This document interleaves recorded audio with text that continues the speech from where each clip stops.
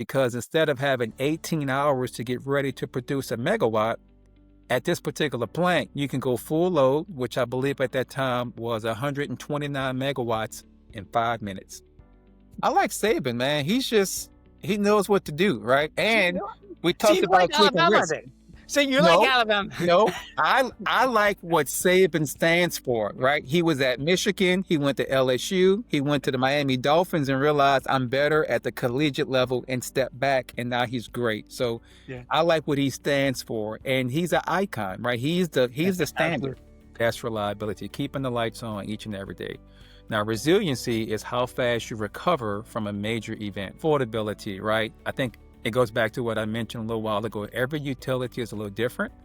I know with us, for example, we are looking at how can we look at current processes and find some efficiencies from it. And then you take that gain and you redistribute it to the companies. When Hurricane Ida hit in 2021, we got first lights on in 2 days because of that power plant. So to know that the plant I helped commission, we got power on in 2 days, and it took 9 to get everybody up.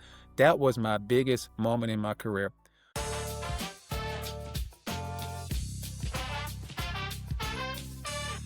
Disclaimer, the views are the guests alone, not those of the host or sponsors. Welcome to a new episode of From Boots to Boardroom. Not every leader sits in a corner office.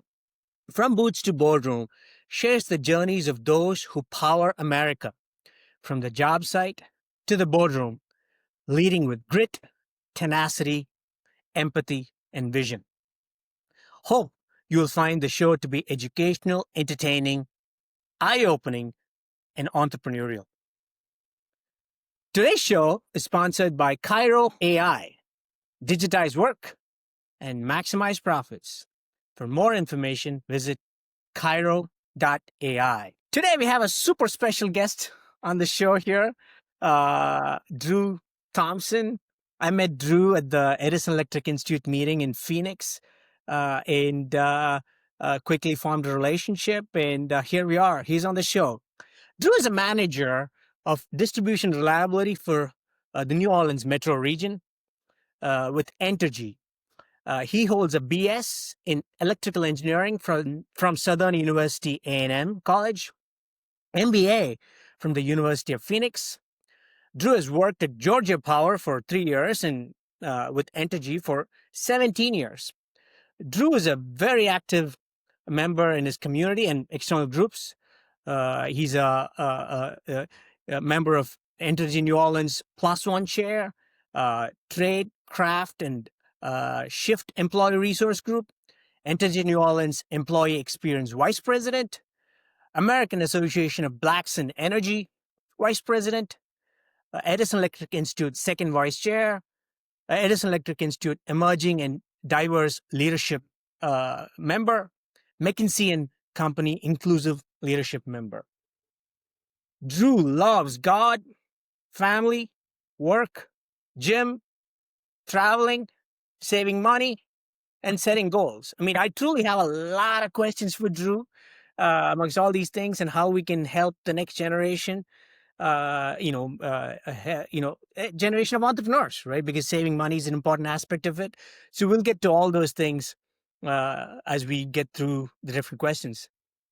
Drew Thompson, welcome to the show. Oh, thank you. Thank you. I feel bad, man. You've been talking for a few minutes, you know. It's kind of like I need to narrow that down, but thank you for the opportunity. Very humbled to be talking to you and others. So thank you again. Awesome. Thank you so much again. So let's get right to the show, right?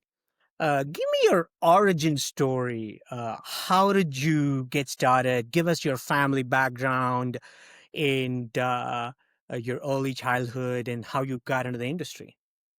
Yeah, I appreciate that. So I'll take it way back. So my mom is from a small town in Mississippi called Town.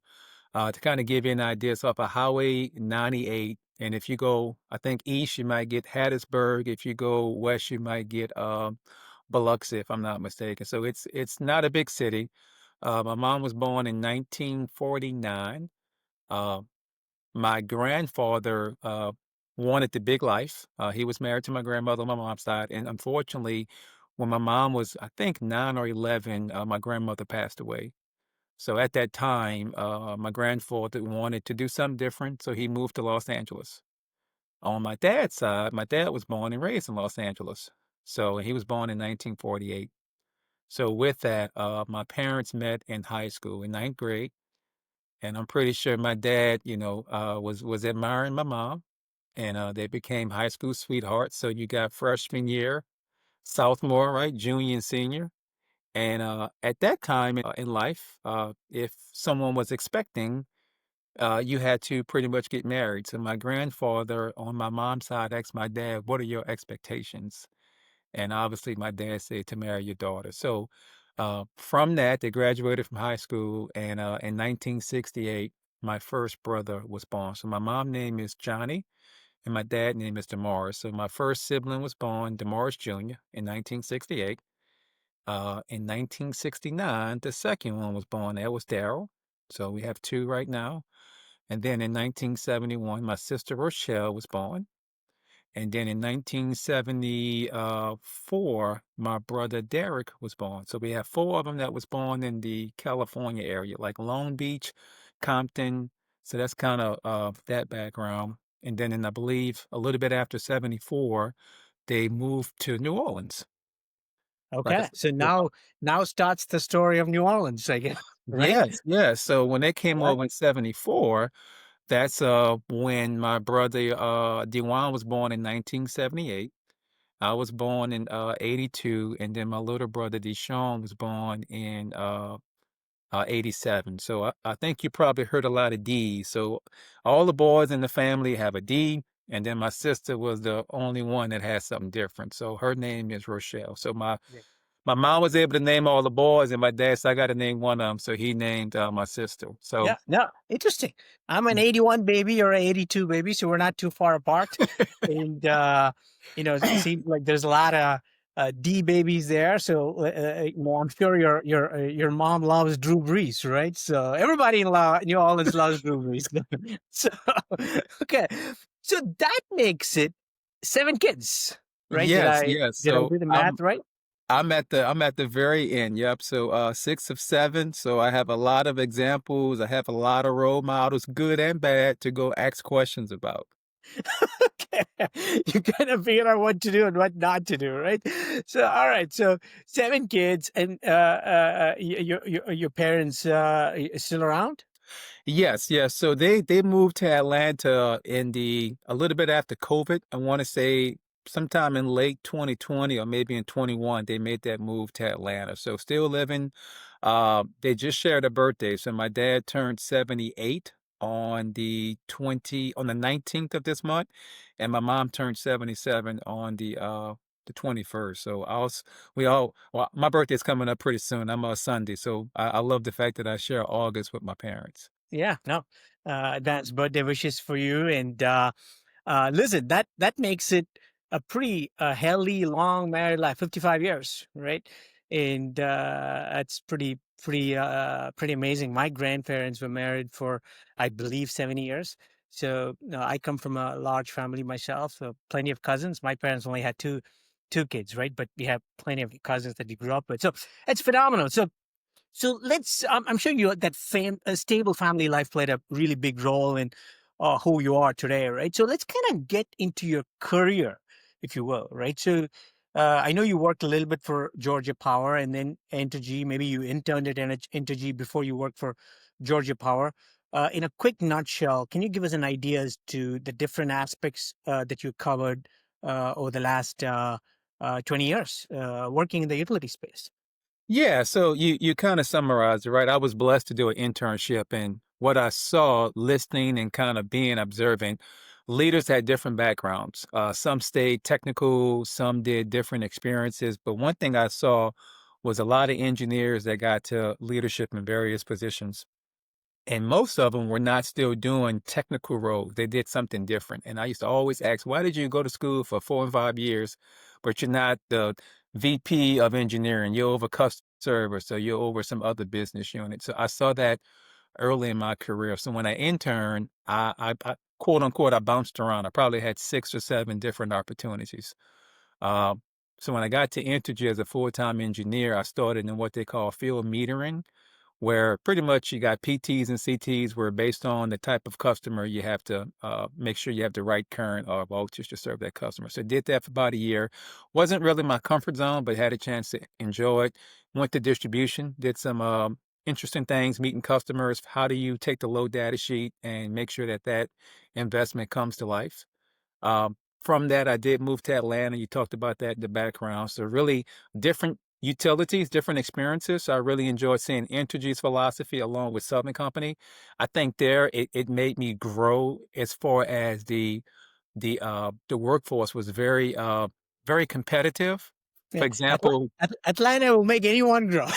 yeah, like for example, I'm in the room and my peer has a PhD in electrical engineering from Georgia Tech, and I just have a bachelor's degree. And that was just the norm. Everybody was very career driven, and I really enjoyed that because it put a spark in me. And I did transmission line design, so really enjoyed seeing the state grow from a transmission standpoint. And I missed home. So this time frame is from 2005 up to about 2010.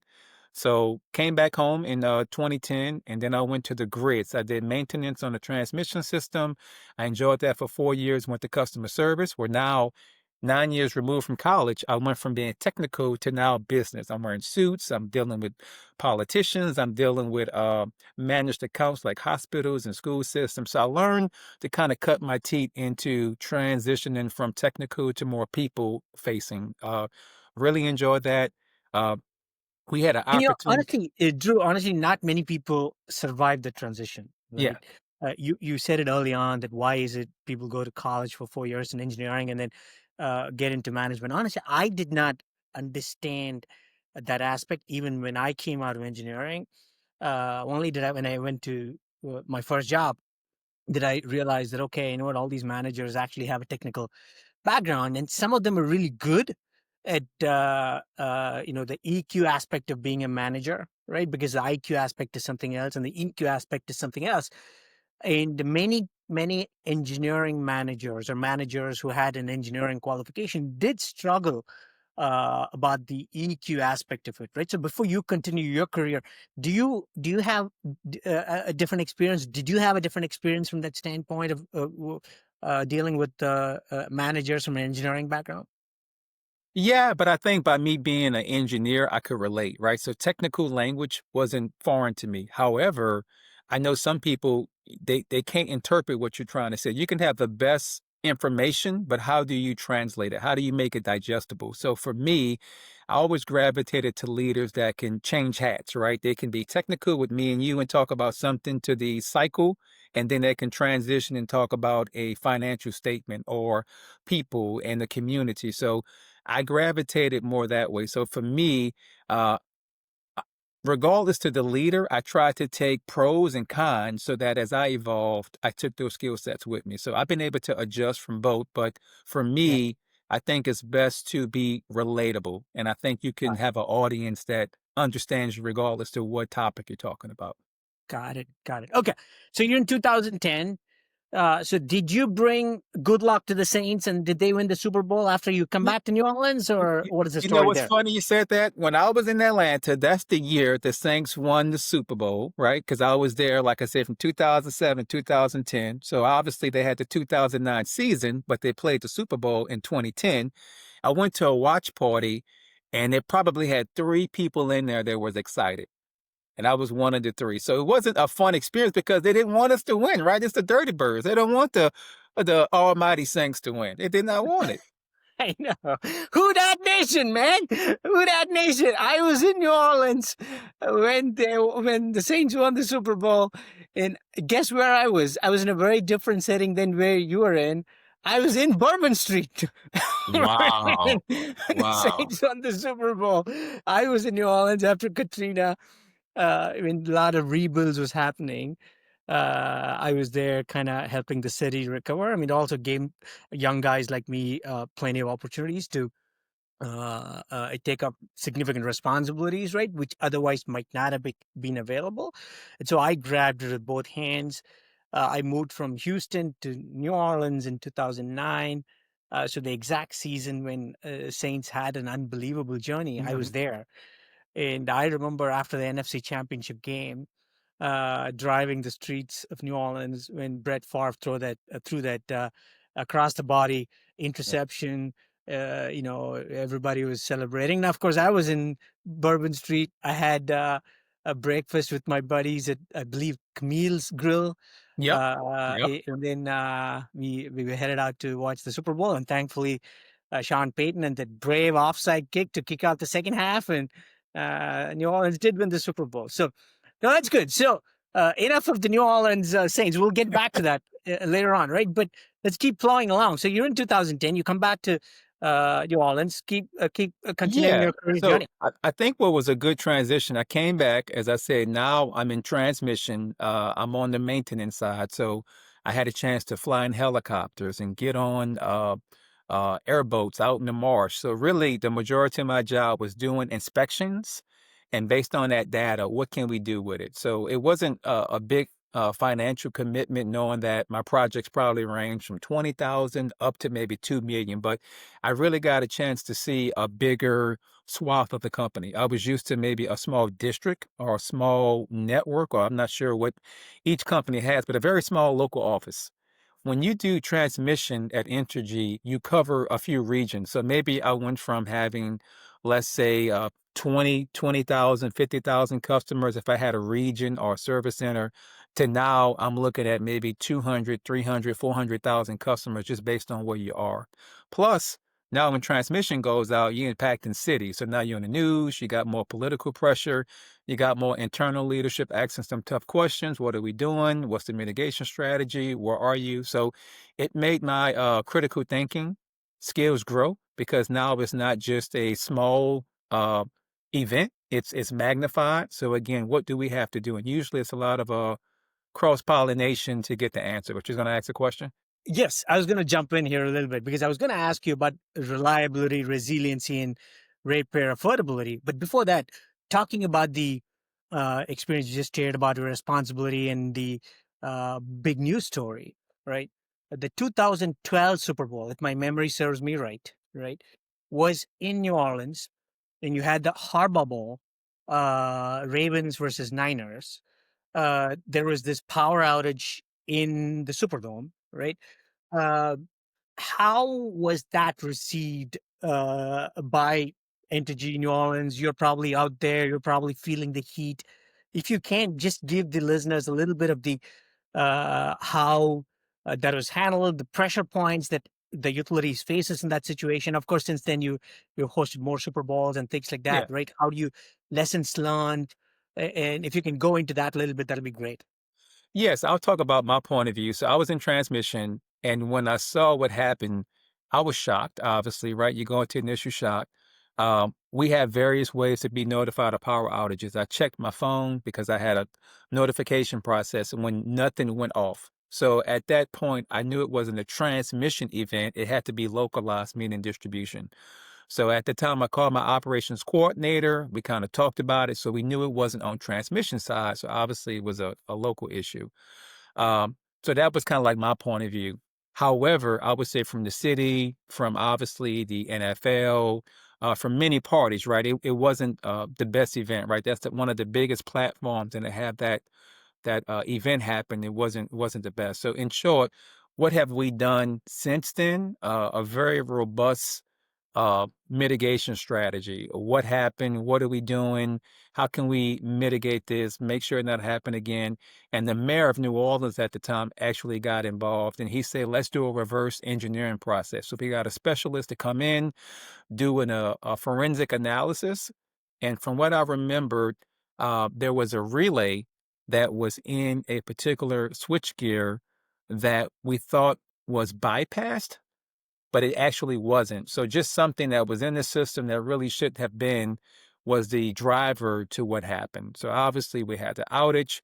And at that time, the Superdome had not the LED efficient lights that you see today. It was an older technology. So when the bulb went out, it had to cool off and then repower itself. So that took maybe 27 minutes or something for it to go through its process, Yeah, and the and rest then was Ravens lost the momentum. Niners almost came back. It was just game-changing. It's interesting. Okay. yeah. So again, that was kind of the process. But at the time, we did look at again historical information. We looked at how is the Superdome fed? How can we get some more redundancy in place? And then obviously you mentioned we hosted more. So we've hosted one since, which was this year in 2025. And even before that event, we had a year-long Tiger team set up. We had different work groups from IT to operations to legal. And on a frequent cadence, they got together. What are you doing? What's going on? A big long of list of things to do, but obviously executed very well and safely. And we had such a good event. I think we might get the next Super Bowl and then maybe the next cycle that we can actually run for. So Yeah, good turnout. New Orleans is always a great place to host a Super Bowl, weather and dome and party atmosphere and things like that. So I'm sure you were under a lot of pressure when the most recent Super Bowl was hosted, right? The Yeah. Phillies and Chiefs, and congrats on a successful Super Bowl, and thanks for sharing that story to the listeners who may actually not even remember. But I just wanted to give an inside scoop as to how a utility handles these Super Bowls, right? Uh, a little a little tidbit here. Immediately after that is when I actually started my company, first company, ThinkPower Solutions, right? And one of the first projects we received was from Centerpoint, and they hosted, if you remember, the 2016 Super Bowl, Okay. the Patriots Falcons first overtime Super Bowl, right? When the Patriots came back from 27-3. And that was an interesting thing because one of the first jobs we had was to, hey, map out the system and identify quote unquote bombs in the system so that we don't have that issue. And I'm sure every utility learned a lot of Oh lessons yeah. from that. We even had some discussions on that at the Edison Electric Institute and things like that. So that's great. So you're in 2012 around that time frame. Please keep going ahead with your career, if you will. Yeah. So when you look at 2012, I was in that role from 2010 to about 2014, but really again enjoyed the grid. Uh, As I said, it helped me to grow at a different level because now I'm more engaged with our middle, senior, and executives just because of the impact that you see. So, after that, what was a great opportunity for me was to go into, as I transitioned, as I say, to customer service. So now, how you see me today, I'm not usually wearing my blue jeans or my FR clothing. And that's when you get into, again, it's more about relationship driven, more about contracts. And luckily, I had a technical background, so when I talk to customers, I was able to make it relatable. So any topic, we can dumb it down. We can understand the risks, the pros, the cons, and how can we help each other? Because I think a win-win-win is great. Meaning win for Entergy, win for the customer, and just an overall win experience for everybody. So that's usually what I try to do. But really, again, enjoyed that aspect of it, and that's when I got into community service because being in customer service, right, there's a big emphasis on community engagement, giving back, and trying to make sure that you're on boards and you're not just talking the talk, but walking the walk and having those grassroots kind of organizations, you be embedded with them in neighborhood associations. So I think from that time frame, what you see today is how that passion grew. So I did that, had a great opportunity to get into power generation, something different, a new business unit. And even today, we have one power plant that has an engine technology, right? Reciprocating internal combustion engine, where in 5 minutes you get full load. So at this plant, you Wow. get, I Wow. believe, Seriously. That's, for the average Joe listening out there, can you contextualize that? I mean, what does it mean? How so long does it? this I love this example. When you look at a traditional plant, I'm gonna use grits. Everybody in the South, you know, oatmeal or grits, right? So when you think about putting water on the stove, putting it on the pot, right, and it boiling 15, 20 minutes, getting it up to the temperature, putting your grits in, waiting. This can be, let's say, 40 minutes before you can even eat your food. When you think about a conventional plant, right, you got to take this water, you have to boil it, you have a turbine, you have to wait for a certain pressure to build up, and it's a process, right, when you're trying to do that. So imagine it takes 18 hours to go from boiling the water to output. It's a lot going on. It's a lot of labor, a lot of costs. With the engine technology, right, in 5 minutes. So think about instant grits, where you put so much water, it's already predetermined. You put it in the microwave, 30 seconds later, you got a hot meal. So think about a conventional way to make grits on the stove, and then when you put it in the microwave. So why I say that is because instead of having 18 hours to get ready to produce a megawatt, at this particular plant, you can go full load, which I believe at that time was 129 megawatts in 5 minutes. That's honestly uh, unbelievable. And for the average listener out there who may not understand what 129 megawatts is, uh, what can that 129 megawatts be used to power? How many homes? How many businesses? Yeah, I'm not sure on the conversion rate, to be honest with you, but I will say we do have a solar farm, and it's a one megawatt, and I think that powers about 62 homes. So imagine when you multiply that 128 megawatts. So that's a quick math on what does that look like. But Yeah, again, that's the technology, and I think it's a great tool to have in your arsenal when you do need that. it's almost 8,000 homes, right? So There you go. super helpful when it comes Yes. to uh, power outages and getting people back on and things like that. Am I right, Drew, on that? Yeah, again, it's and this plant was a peaking plant, so it was to come online to support the system during summer days like today, right? When you really have that heavy demand on your system, and we're part of MISO. So when MISO calls upon us or any other regional transmission operator, right? Hey, we need your load. Let's bring it up to help out the system. It's great to have that 2 in 5 minutes come on and relieve the pressure. Yeah. Okay. So you're there on the generation side. You did all these cool things, and then you got into reliability. Is that a fair way to put it? Your Yeah, next so stop. after that, I had a chance to move to Arkansas, and I got a chance to run my own network or local office where I had about 15 employees. I had four sub offices. Maybe it took about 4 hours to travel throughout the whole territory and really had a chance to run my own network. Wasn't there long, but I had a chance to experience a few ice storms because in Arkansas, right, they're real big on when those events occur. And it just really helped me to understand how do you effectively run a network. Plus, I had some union in my area. So how do you navigate the bargaining agreements and all the rules and stipulations? And at the end of the day, get the work done. So I did that for about 7 months. And then I stepped into my role today in reliability. Got it. Got it. So, were you based out of Little Rock in Arkansas, or No, if you go southeast in the Delta, there's a area called Forsyth, Crossett, Monticello, and Warren. So I worked out of the Warren local office. So if you know football in Arkansas, I think maybe in the 80s or 90s, they won a few state championships. So they're called the Warren Lumberjacks. A pretty good system from what I understand. interesting? Interesting. All right. So now let's get into what your real sweet spot is, what you love doing right now, which is reliability. I know you really love that space. Explain to the audience uh, the basic reliability metrics, SAIDI, SAFE, and many utilities are now starting to use KEMI, which is widely used outside the US, right? And then the interconnection, if you will, between reliability, resiliency, and affordability. Maybe we'll start off with quick SAIDI, SAFE, KEMI examples for our listeners here. Yeah, so SAFE in short is the frequency. So SAFE, there's a F in there, right? So to dumb it down or to make it, very relatable, it's the frequency. How many times customers are experiencing outages?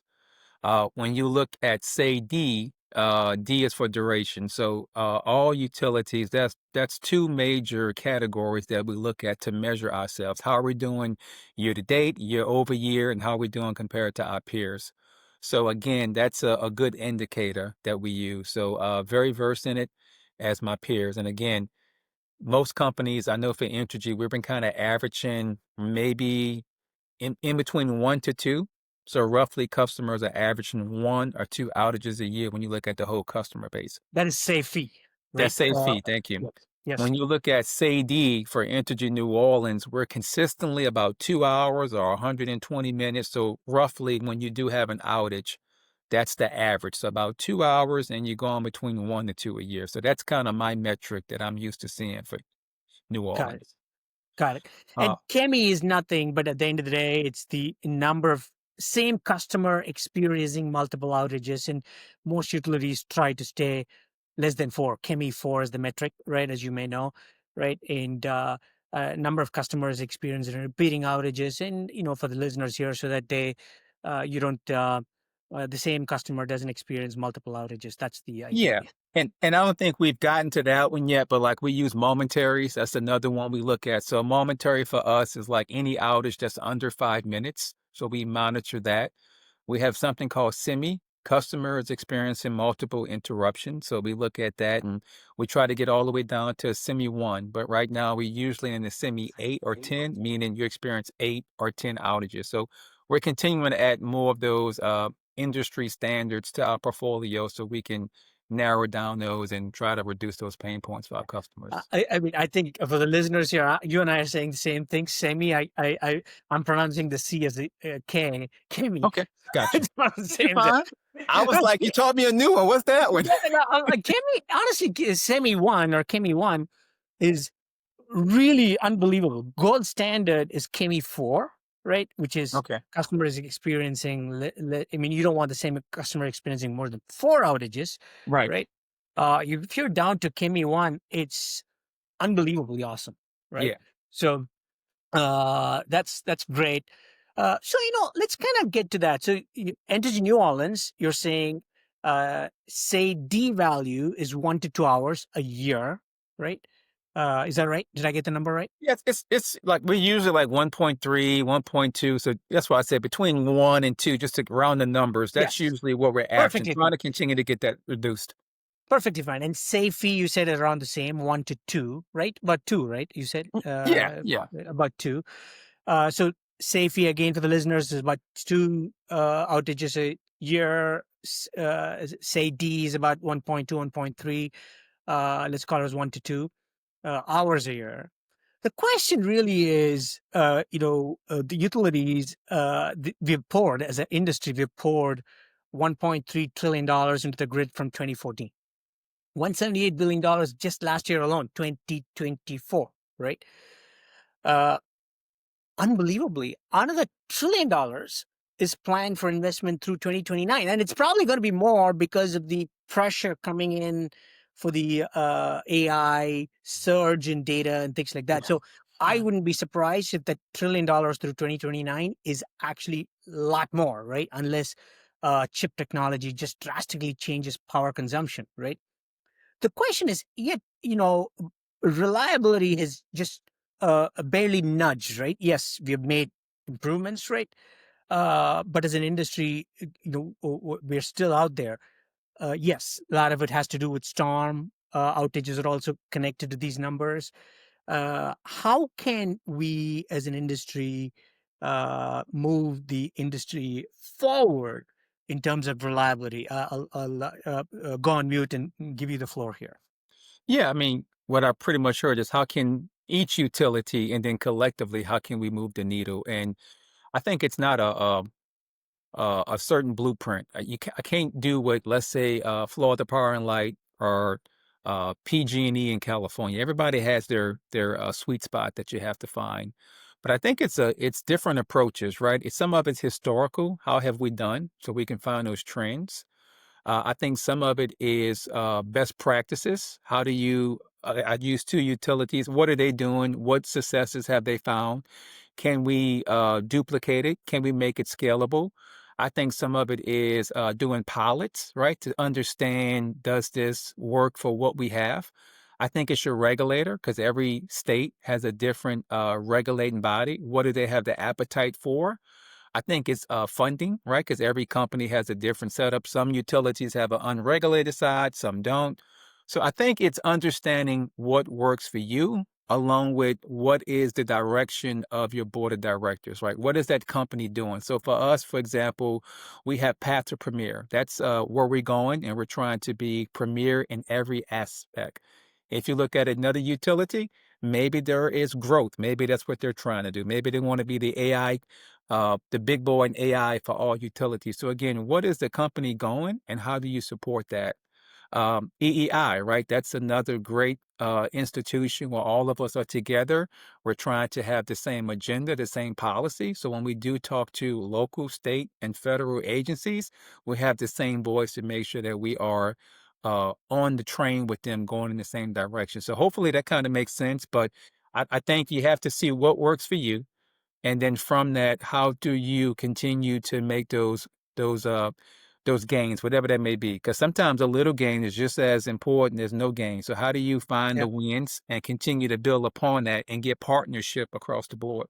Yeah, no, absolutely. I mean, I usually follow what is called as the 80-20 rule, the Pareto principle, which is, uh, you know, you can get significant movement of the needle, 80% with the low hanging 20% processes.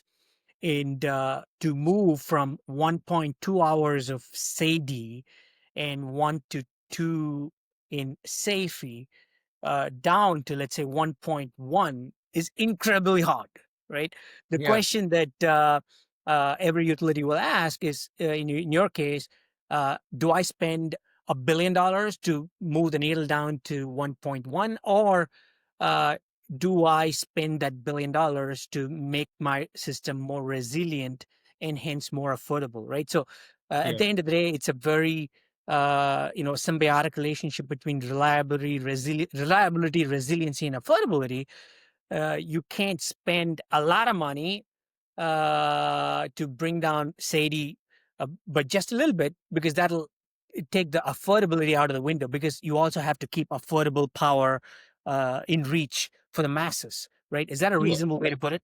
Yeah, and I'm happy you said that. Let's break down reliability, resiliency, and affordability. So, to me, the way I look at reliability is it's keeping the lights on each and every day. That's looking at your current infrastructure.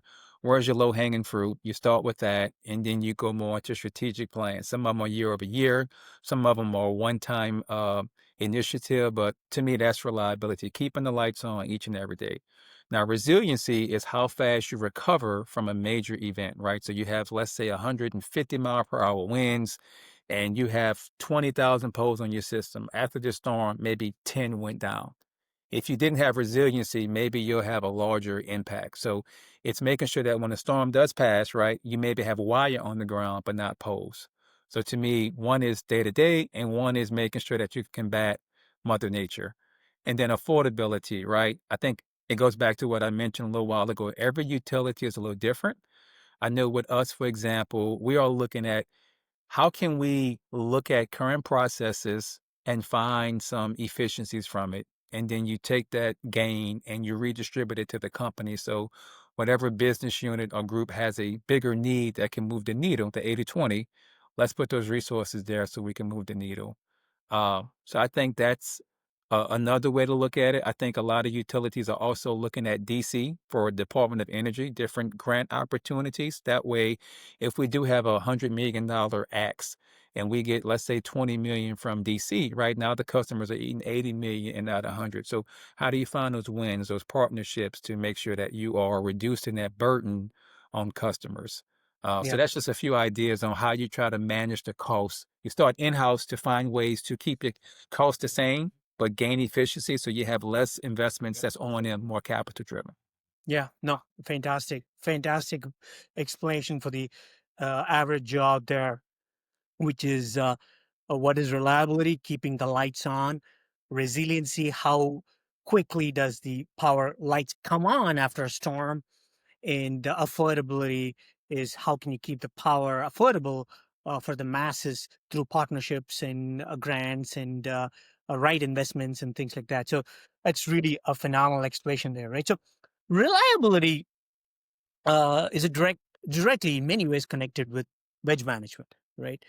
Not always, but many Yeah. times, you have these vegetation growing, it falls on your distribution lines, and then you have an outage, storm, same thing, fuse goes off and things like that. So,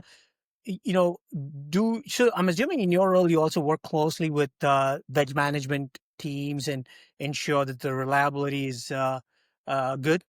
Yes, and I appreciate you saying that because Entergy has 5 operating companies. You have Louisiana, Arkansas, Texas, Mississippi, and then Louisiana or New Orleans, right? So we have 5.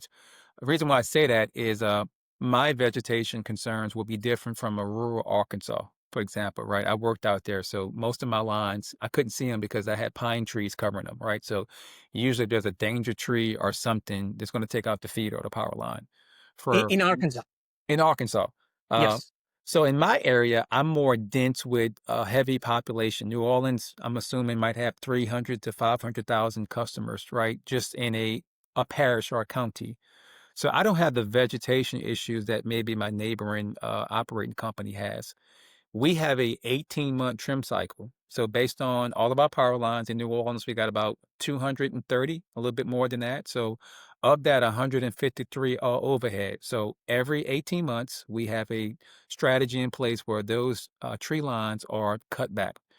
One of the things unique to us is we look at the primary, the top of the pole, and we have a 4-foot radius where we can cut back based on some rules and regulations by the city of New Orleans.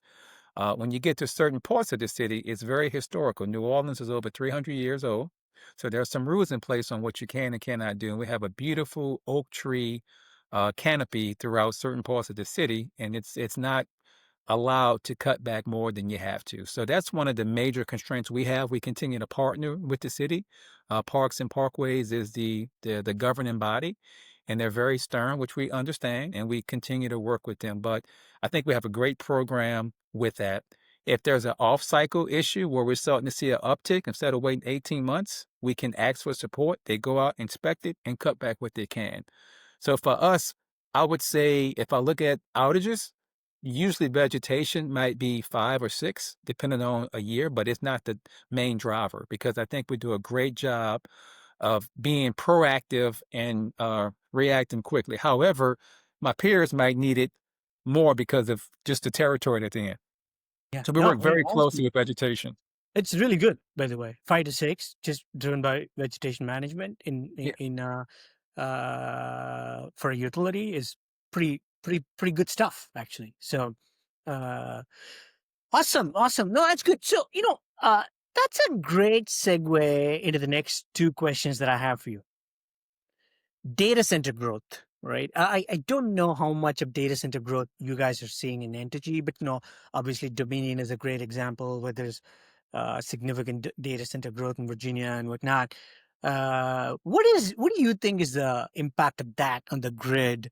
Because you see that literally every day there's a news on Washington Post, Wall Street Journal, New York Times, or any major news organization.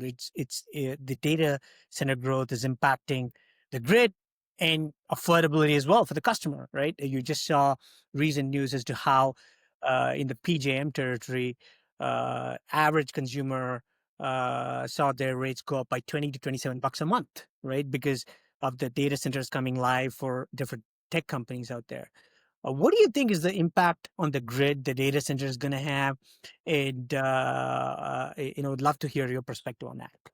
Yeah, thank you for mentioning that because part of one of the organizations I'm in through EEI is I went through an emerging leader program where I had a chance to go to Dominion Energy, and they call it Data Center Alley or something like that when you get closer to DC. And I mean, when we went to go tour a data center, and the closer we got to that area, it seems like every building was a data center. I was so amazed to see so many substations, so many transmission lines in a condensed area. They maybe had 50 in a little small radius. So I Wow. understand That what is you're. the Dominion area. Yes. So I understand the PJM. What's that? Pennsylvania, New Jersey, and Maryland, right? So that's that Yes. region. PJM is the area where you have that I just described, the 20 to 27 bucks a month Yes. per consumer, per ratepayer. Yes. Rates are going up, which is a lot, by the way, right? Yeah. Every month. And I'll say if and I know you do, if you're doing your reading, right? Because I read a lot about just what's going on in the industry, right? There's a lot of pushback between FERC right now, getting them to look at it again. Some states or governors are looking at pulling out. So there's a lot of pushback on that. So I say that to say for Entergy, what's great is it's public knowledge. In Louisiana, Meta, we did secure a plant in the Richland Parish. So I think right now it should be up and running by maybe 2029. We have to build 2 new power plants. We have to, I think, build 8 substations. We have to upgrade 500 kV, 230 kV for one customer, Who's right? paying? Right. So that's a lot of risk. It's a lot of investment for one customer, right? So this is And Meta. I know who's paying for it. I mean, that is actually the fundamental thing, right? Yeah. Because you said about Georgia, for example, the regulators have said that, hey, data centers, you guys have to pay for it, and AEP is pushing back heavily in Ohio, and the reason is exactly what you mentioned: a lot of risk involved for 1, 2, or 3 customers. And what if those data centers don't come online? You build all these, you make all these investments. Customers have to foot the bill, right? Yeah. Uh, So what I can tell you is what we're doing is set up in such a way when we do come to the table, right? Because it's all about partnership. We are making sure that those kind of customers are helping out with the burden. I don't know the financials, but let's just say the one I talked about Meta. Maybe it's a 10 billion or $15 billion investment, and some of it the customer will bear to make sure that other customers are not caught with this. You said $27 increase, right? So they're paying their share to make sure that the customer rates remain where they are today. So that's a big improvement to make sure that, hey, you got to have some skin in the game. They're also supporting us with some of our volunteer and community engagement efforts where maybe if we give, let's say, 2 million to a certain partner, they'll match that. So we're doing some other things to make sure that not only are they there, but they're making an impact while they're there. So again, they're bearing the cost to make sure that rates remain flat in our community. So that's a great win for us. Oh, that's a phenomenal approach, honestly, right? Not only do you get the data center to get built there, you're also having them take on the risk or share the risk. And you're also helping your local communities by having them, become active members of the community, if you will, Yeah. right? Yeah. That's phenomenal out there. Uh, so, before I go into different aspects of it, since we're talking about AI, I would love to know your perspective. Right, we talked about AI and its impact on the utility industry from a cost standpoint and build out standpoint. But what do you think is going to be AI's impact on the basic foundational aspects of the business? Right. I mean, when I say that, asset inspection is one piece which comes under reliability. Wedge management obviously is another one. You briefly touched upon resiliency after a storm response. Have you guys thought about it? I mean, even if Entergy has not thought about it from a broad organization perspective, what are your thoughts around it? Because you're involved in so many different industry trade organizations. Yeah, and that's a good segue, right? Entergy recently stood up a department just for AI. So we restructured, reorganized. I think we have a chief AI officer now, Andy Quick or Andrew Quick, and he's standing up his team to support that effort. So I do know we're in the early stages, and they are touching different groups to, I guess understand their pain points and how can we help you. But overall, I think it's a blessing. It's a great way to find inefficiencies, right? Let's say doing your time. Like right now, if I was to do my time and to do my employees' time, maybe it might take 20 minutes. But if we had AI just in our payroll system, right, maybe I can go from 20 minutes to 3 minutes because I clicked a button and it went through its process and it solved it and everything's validated, checked, time's approved. And then we do machine learning. So now it went from 20 minutes to now 3, maybe now it's 2, right? So how do you find ways to free up me to do effective work and strategic work opposed to stuff that's repetitive on task? So that's just one example. I think too, we talked about in the beginning, reliability kind of being from 1 to 2 on the frequency and then 1 to 2 hours on the duration. How do we use AI and reliability to be data driven? Not what I think or this is a good project. How do we get more bang for our buck? Because we talked about the affordability.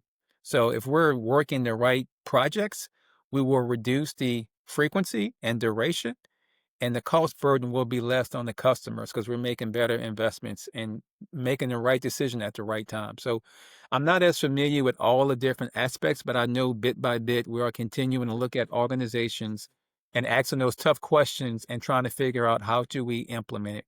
I will say too, it's going to make our workforce evolve, right? Because if you look at our life in general, things will evolve and people get new skill sets. So our workforce might look a little different, but right now we're continuing to look at how do we grow our skill set. If you can do one thing great today with AI, you can do that plus two or three other things. So we're trying to reimagine our workforce, which means we all have to evolve so that we can move in the right direction. So hopefully I answered your question, but it's going to That's make us a better company.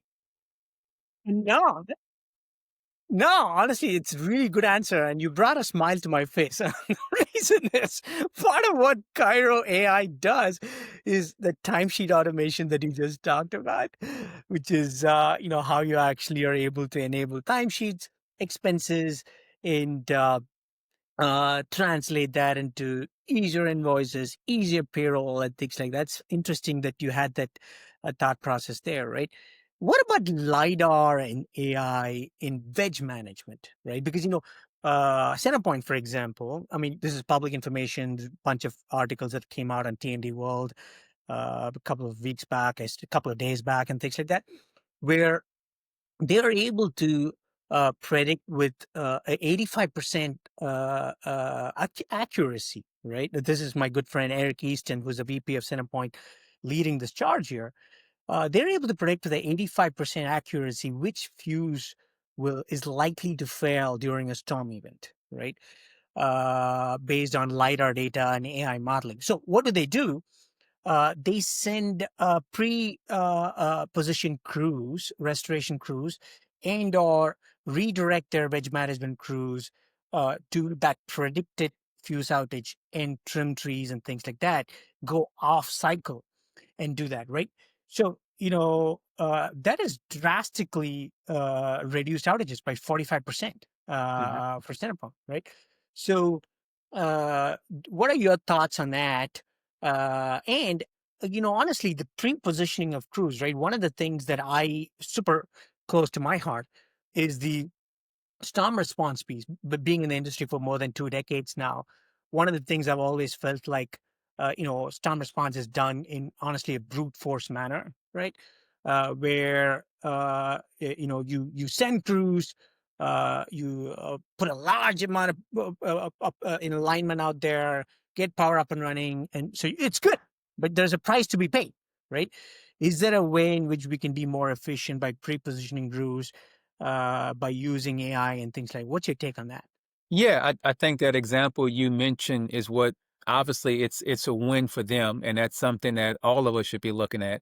I will say I don't know if it's public knowledge, but we are working with a vendor to look at what you said. They're using AI and probably looking at different parameters to figure out, hey, where's this damaged tree, or where's the out of 2,000, let's say line miles. Hey, let's focus on this 100-mile range because this is what we think we're going to have some issues. So I think we're still continuing to understand what does that look like, but we did take the steps to get a partner where we can use AI to help us figure out, again, not looking at the whole power line, where is it the best place to pre-position to make sure that we are ready to respond, which means we have a shorter outage time for our customers. So that's in the progress for us. And I'm pretty sure other utilities are looking at how do we use something similar to that. Yeah, no, you're right. You're right. You shorter the response time, shorter the outage time.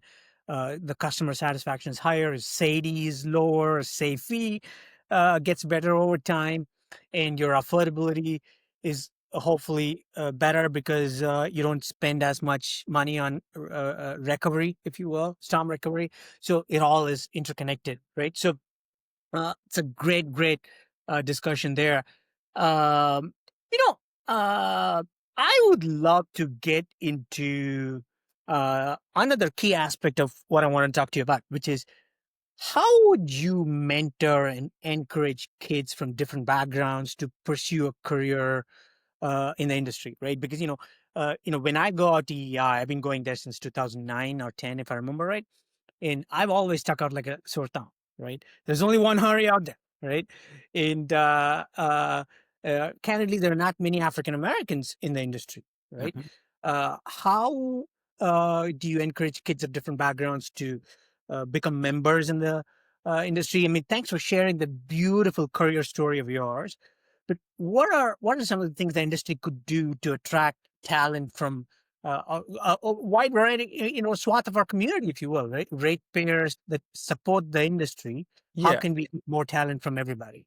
Yeah, I think every utility has like a workforce development arm within their organization, right? I think that's a great way to figure out the pipeline, right? Everything is a pipeline. Without it, right, you're going to die off. So I think that's a good way to go. Uh, as you went through my background, right? I went to a HBCU, a historical Black college and university. You think about the history, right? Unfortunately, there was a time when people that looked like myself was not able to go to a larger institution. So these other institutions had to stand up for themselves and go through their process, right? So with that, I do the best I can to be an advocate for this industry. I think STEM, I love the fact that every time you hear it, right, it's the buzzword and people are actually getting involved, getting engaged, right? So I try to make science look, to be honest, as cool as it can be. I talk to kids, I try to encourage them, I give them the good, the bad, the ugly. And I'll use an example. If you look at, for example, an actress or someone of that nature, right?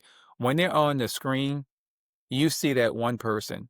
But when that movie goes off, the credits go for about 5 or 6 minutes, right? There's a whole army in the background. So I try to let them know that there is an opportunity, right? You don't have to be the basketball player. You don't have to be the actress, right? In the background, there's data scientists, right? There's finance, there's legal, there's production. It's so many opportunities in the background, and I try to get them to see the possibility.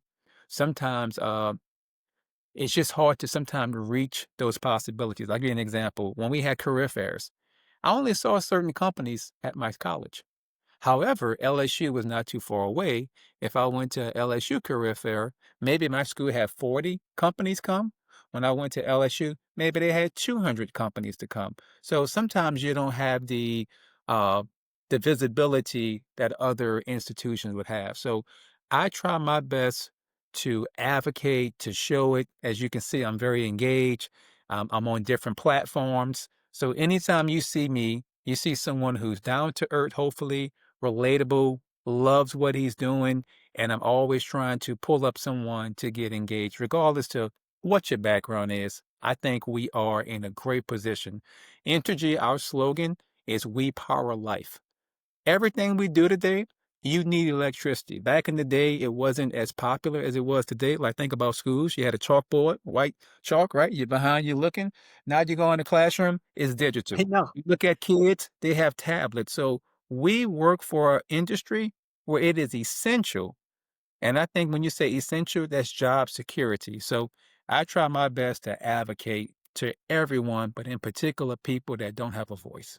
Yeah.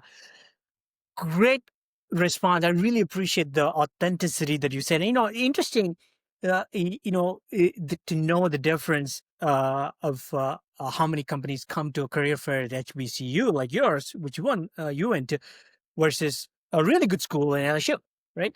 And how can we bridge that gap? How can we get more companies to cast a wider net, right?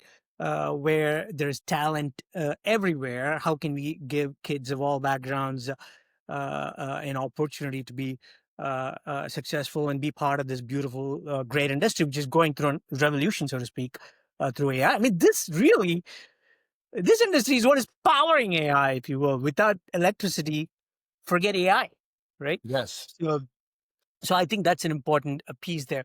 So let me ask you this: since we're having such interesting and intense conversation about this aspect, what are some of the challenges being an African American in the industry for yourself, Drew?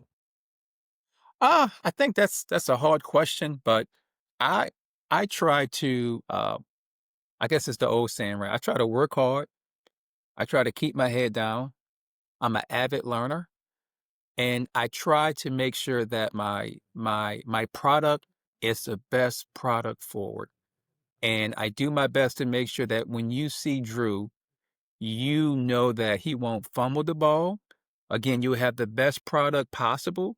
He's dependable, reliable, right? He says what he's going to do. And I just try to make sure that, again, when you look at the product, you have what you need. And it has gotten me from an intern to where I'm at today. I'll tell you a quick story that it hurt and it still hurt today, but it's reality. I had a chance to intern for 3 years, right? And I talked about what I saw. I did different aspects, maybe 6 or 7 different roles. There was a gentleman who knew me from the age of 18 until I graduated from college. I think I graduated like 21. And as soon as I graduated, that's around the time Hurricane Katrina hit. I went and bought a very expensive 2-seater car because I was proud of myself, right? I showed up to the office, and when that gentleman learned that that was my car, he looked at me and said, "We're paying you too much money." Wow. Right? But the 3 years before that, we would laugh, we would joke, we would go to lunch, you would praise me, but he told me, "We're paying you too much money." So that's just one example, right? So again, it stung, but I understand that life is not always going to be a sunny day. It's going to be a rainy day. So I just try to put forth the best product, be a team player, and move forward. And that's been helpful to me. And I try to give lessons to people that are like me or not to say, hey, just do your job, be a team player, and believe me, they'll see you and they'll come for you. And you are where you are. You obviously have had a phenomenal success right now, right? So that's great. So thanks for that super candor out there. Let's kind of get into your involvement with EEI, right? You're obviously involved in EEI. Uh-huh. Help the listeners understand what you do at EEI and what the goal of your committee is. Yes, I'll start with to me, all I knew about EEI was every year Entergy would say that we've gotten awards for storm restoration. You know, it's year 21, year 22. So I just knew we had a good streak that hopefully we can continue to keep going on with the amazing work we do when storms hit. That's all I knew. I got an email quite some time ago from my CEO, Drew Marsh. That's another Drew. You talked about Drew Brees. We got Drew Marsh. We got lots of Drews out there. Yes. So I got nominated for a program where everyone involved in EEI, they get to nominate someone who is a high potential person of color. And I couldn't believe it. It took me 4 hours to respond back to say thank you for this amazing opportunity. So from that, I got involved. It was maybe 29 individuals, high contributors from different utilities chosen by our CEO, right? Entergy has 12,000 employees. I was one out of 12,000. So still grateful. So as I went through the year-long cohort, one of my peers that works for Ameren, I believe, in Illinois, she talked to her CEO about, hey, what can we do to kind of move the needle or get more out of this experience? And her CEO mentioned get involved in the subcommittees, right? There's plenty of subcommittees, get involved. And we had a group in DC that kind of helped us with what to do during this cohort.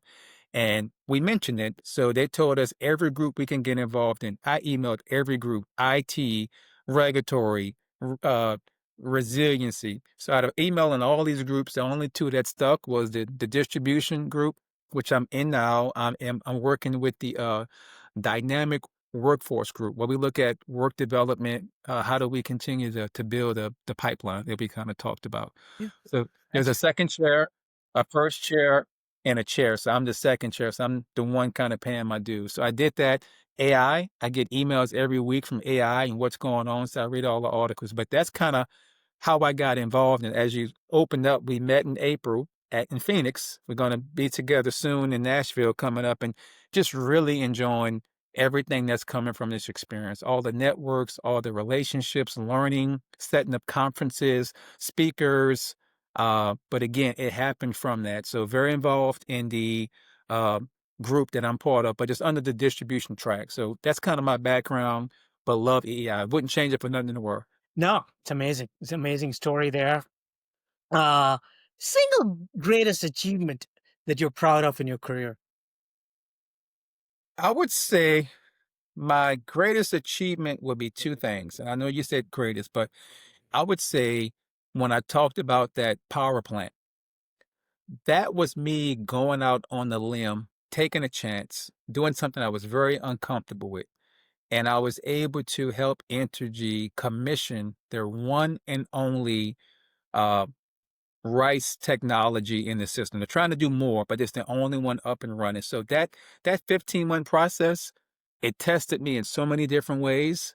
And I came through, and in my office, when you leave a power plant, right, they take a picture and they all sign your plaque. So when I look at that plaque, that was 15 months of hard work. My wife today, when we were dating, it was in the beginning, and she was like, "When the next time I'm gonna see you?" And I looked at my calendar. I said, "Well, we got this commissioning, we got this.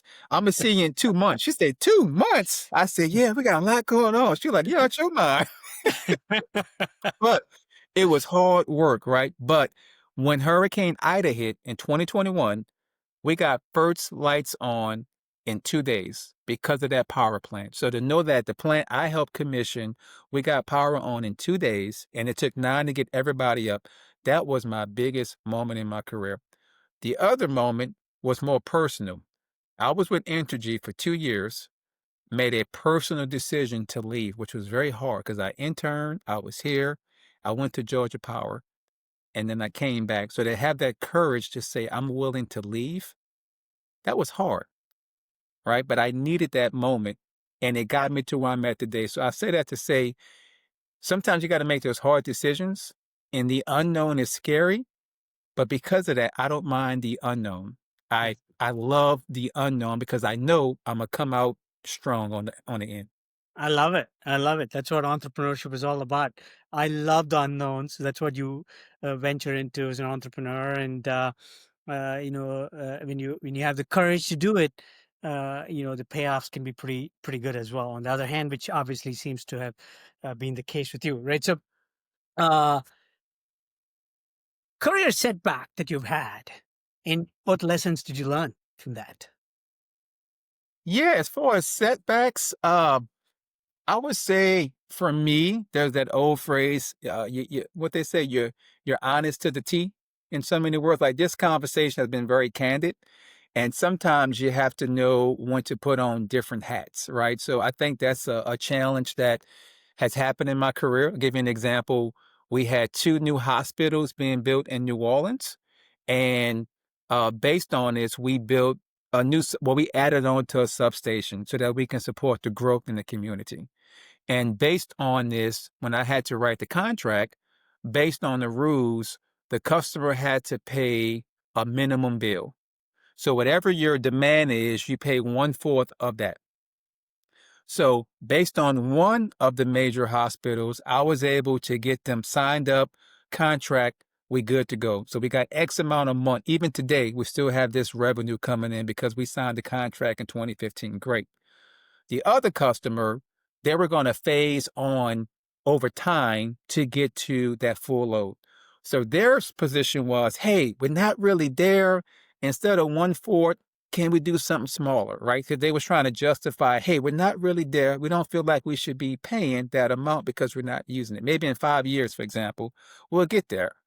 So we did a handshake in so many words, right? One customer, I signed it, it's locked in, it's contractual. The other, we did a handshake saying by this date, which was 2 years later, we would true up. Here come 2 years from that date. It's time to true up.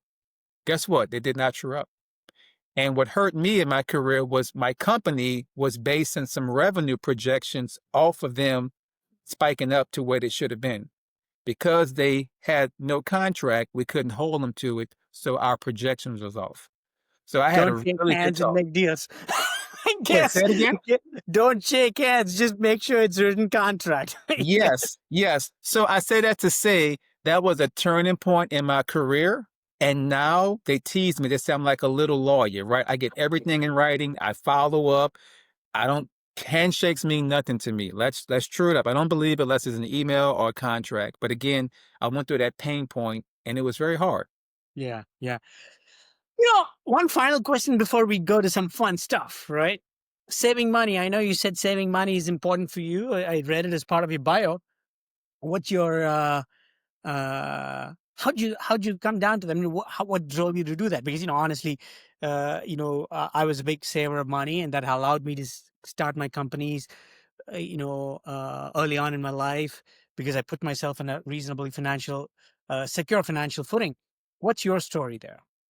Yeah, I think it goes to how I kicked off, right? Family. That's my foundation. So my dad, unfortunately, didn't finish high school, right? So my dad struggled.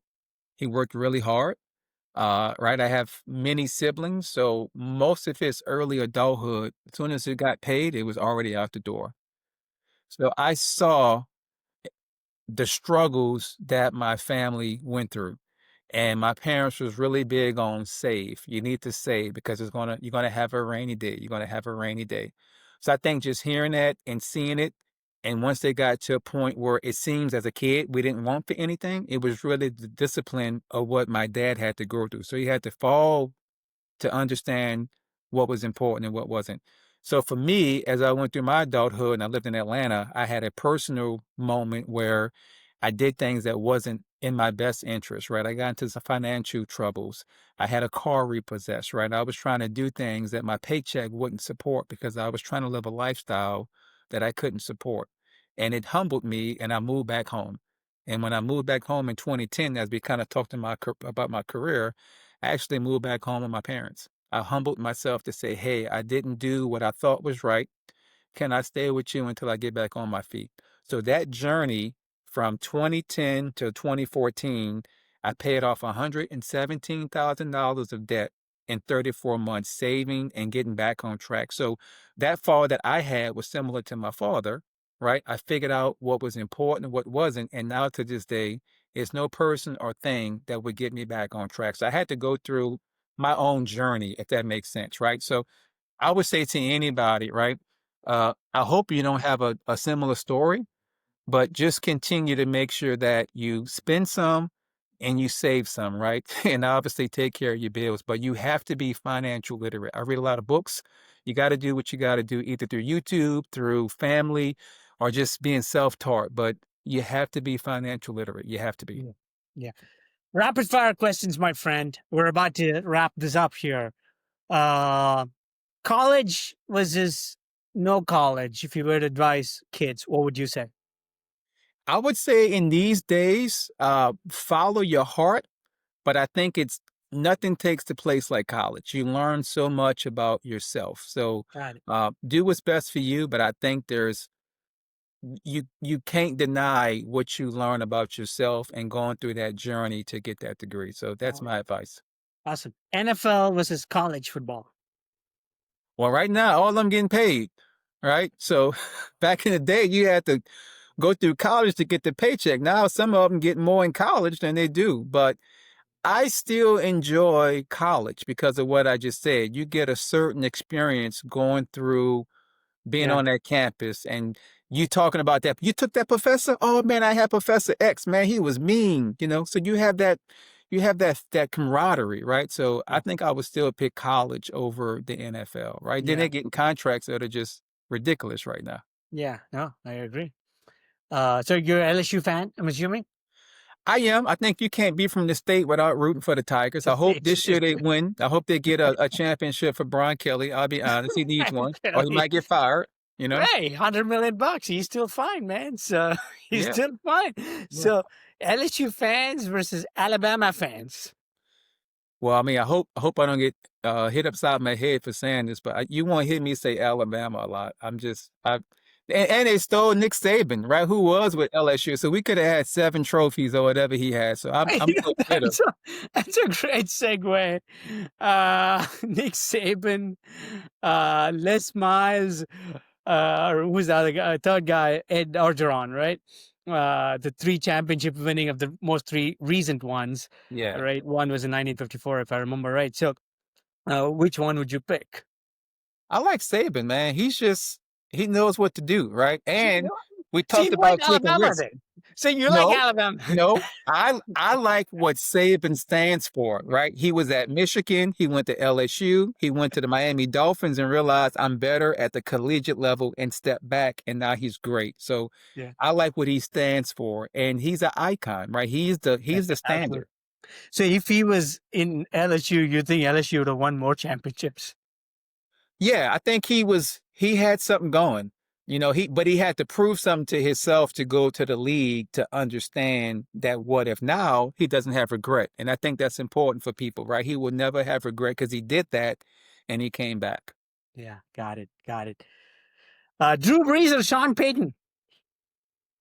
I mean, obviously I didn't get to Drew's level, but I played high school football. I would always pick a player over a coach. So, Got it. Got it. yeah, So Drew is my 2009, yeah, sorry, 2009-10 season, Saints season, obviously magical, right? What is the single memory you have of that season? I would say that what they did for the city, you still feel it today. Meaning, when Tom Benson was there, after that year, they wound up buying the New Orleans Hornets. They bought up dealerships. You see a lot of real estate around the city that has Benson tied to it, right? Even if you go to Canton, Ohio for the uh, what you call the Hall of Fame game, you see the Tom Benson Stadium. So to me, I saw what happens when your franchise wins your first championship. It changes everything. And Yeah. and I'm lucky to see all the great things that they brought to my city. Yeah. To me, the single greatest memory is that offside kick to kick off the second half of that Super Bowl. Yeah. If you're talking about the game, I would say probably when I think it was is it Porter when he caught the interception and he ran back with his hand That up. is so true. Yeah, yeah, Yeah. So yeah. because That's a great memory. I play cornerback, so I enjoy when you catch it and you do the Deion Sanders dance when you score the touchdown. So I enjoyed him catching that NIT. Awesome. Final question, man. Camellia Grill versus Cafe Du Monde. I'm a sweet tooth guy, so Cafe Du Monde. Okay. Cafe Du Monde. I need my beignets, I need my chocolate, and I need my sights. Meaning people dancing, people singing, the horses, just the art. Just if you haven't been to New Orleans, I recommend anybody watching this come over, have a great time, enjoy yourself. Right? It's a lot of history, a lot of culture, and I promise you, you will want to come back many more times. It's a great city. French Quarter, the arts out there, the amazing restaurants all over the city. My favorite restaurant still is on, it's a place called Lebanese Cafe. It's right there on, I forget the name of the street now, but it's a beautiful place out there. So anyway, uh, Drew Thompson, it's been an honor. It's been a pleasure having you on the show. Thank you so much for being so raw and authentic and speaking from your heart. I deeply, deeply appreciate it. No, thank you. As I started, I appreciate the opportunity. Uh, Very grateful. And again, I hope that someone who heard this can benefit from it. So thank you again. Yes, sir.